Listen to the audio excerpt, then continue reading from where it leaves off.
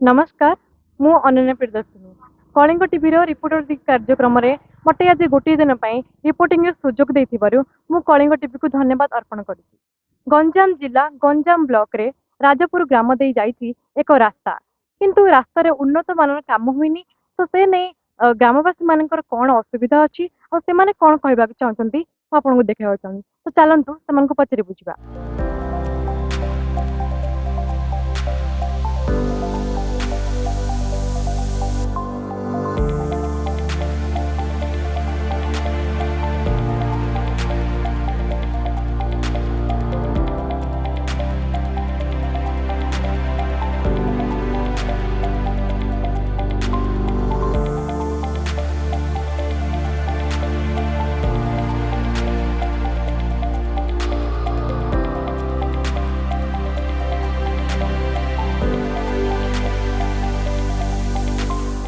समस्या आज्ञा रास्ता उपरे आम दीर्घ दिन है माने अभियोग कौन किए मन कान दौना आम सरपंच जरिया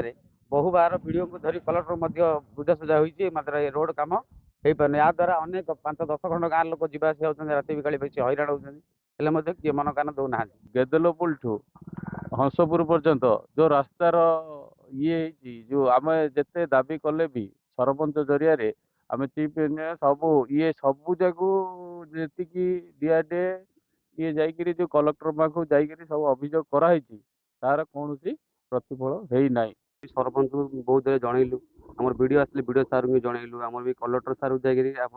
सरपंच द्वारा जनइलु से किसी कार्यानुष्ठान जहाँकि 5-7 वर्ष तले रोड जो पड़ता से फिर भी गोटे वर्षे पर रोड एमती जो खराब होगा लोक जावास बहुत तकलीफ हो जहाँकि आम रोड यही गोटे रोड जावास बहुत तकलीफ होती मसला टे पकड़ दूसरे 2 दिन भाई रोचे से भारी पड़े किसी असुविधा सब सैकेल जावा आसा बड़ असुविधा सैकेल जावा आसा तो होनी सैकेल गाड़ी किसी जावा आसा ना सब पूरा रिजेक्ट रोचे मरम टे फिंगर बालीगंडा फिंगर रखी रास्ता को।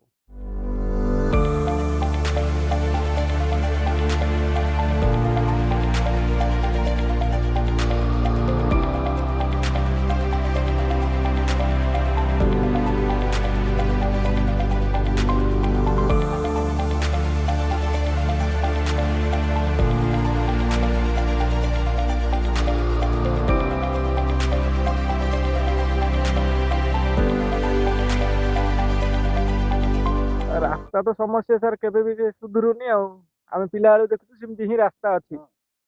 केतले गोटे थर पड़गले से 15 दिन रे खराब इलेक्शन आसले प्रतिश्रुति मिलूँ किंतु कार्यकारी किसी होनी असुविधा रास्ता तो खाल खणा देखुं आप रास्तार अवस्था कौन जा आसार बहुत असुविधा हो रोगी फोगी गला समस्त प्रोब्लेम ये दीर्घ दिन है लिखित भाव अधिकारी देले आर कौन समस्यार समाधान बाहर पड़नी खाली हाँ हम चलती सीना कौन किए आर समस्या बाहर कर पारना। तेणुक आम विभाग अधिकारी अनुरोध कर तुरंत रास्ता जब मरामती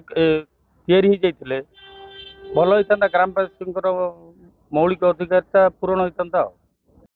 जहाँ मरामती आसी मरामती कार्य बर्तमान किंतु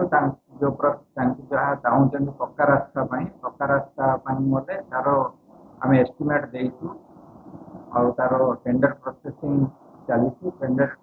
प्रक्रिया शेष हेले तार कार्य ठीक से हो पार।